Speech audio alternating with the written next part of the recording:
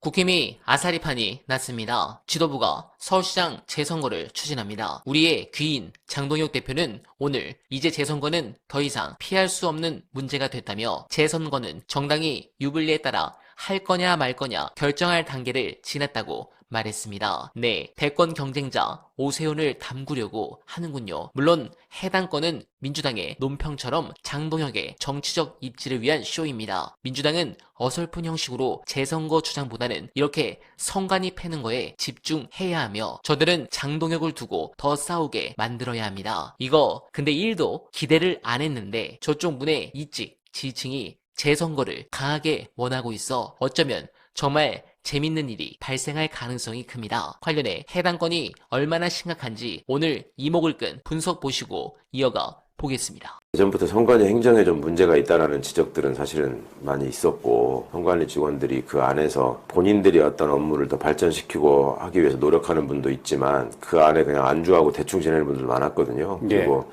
선거 현장에서 이제 투표소에서 또 개표소에서 벌어지는 일들과 관련해서 본인들이 직접 모든 문제를 체크하고 해결하고 책임지는 게 아니라 거기 지원하러 나온 행정공무원들한테 이래라 저래라 하고 지시하고 빠지는 식의 모습 때문에 선거 사무에 종사했던 분들이 되게 좀 속상해하는 경우가 종종 있었는데 이번에 마치 이제 그런 안일한 인식 그다음에 치밀하지 못한 행정 이런 것들이 이런 결과물을 낳지 않나 해서 굉장히 아쉽고 또 다른 뭔가를 떠나서 지난 내란 사태와 그 이후에 진행 과정에서 내란 세력이 제일 먼저 앞장세웠던 게 소위 부정선거, 부정투표 의혹과 관련해서 선관위를 믿지 못한다 이런 거였잖아요. 그렇죠. 더더욱 경각심을 갖고 잘 준비해야 되는 게 너무 당연한 건데 세상에 있지도 않던 투표용지가 부족하다니요. 예전에 우리가 언제 그런 얘기를 들어본 적이 있습니까? 참 너무 기가 막힌 일이 일어났네요. 그러니까 해명이 또 어이가 없어서 많은 분들이 기가 막히셨죠. 투표율이 그렇게 높지 않을 줄 알았다. 뭐 이런 식의 얘기를 한다는 게 참 어이가 없습니다. 그러니까 그거를 나름대로 어느 정도 예측을 해서 행정 낭비를 줄인다고 하더라도 그간의 최고 득표율 같은 게 계산해보면 요즘 AI가 이렇게 다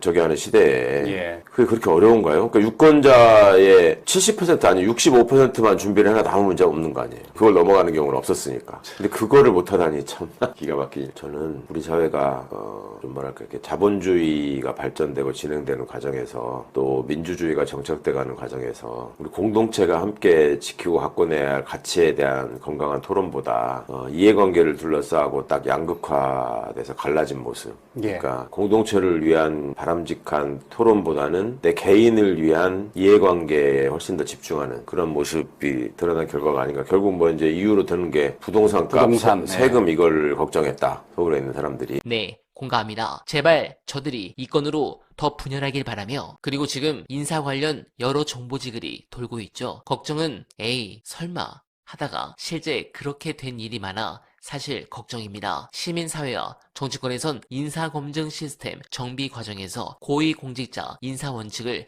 마련해야 한다는 목소리가 높습니다. 이재명 정부의 인사원칙과 기준을 분명히 천명하고 인사검증 항목과 평가 기준 절차를 함께 공개해야 한다는 주장입니다. 다수 국민은 주요 공직자들의 의혹이 이 대통령 임기에 악재로 작용해 국정 운영에 걸림돌이 되지 않을까 우려하고 있습니다. 국민 눈높이에 맞지 않은 인선으로 인한 정치적 논란으로 국정 동력을 허비하지 않도록 하려면 엄정한 인사 기준과 철저한 검증 시스템이 요구됩니다. 이재명 정부의 인사는 윤석열과는 달라야 한다는데 이견이 있을 수 없기 때문입니다. 여러분들은 어떻게 생각하십니까? 소중한 의견 댓글로 많이 부탁드리며 어나바는 내일도 최선을 다하겠습니다. 여러분 고맙습니다.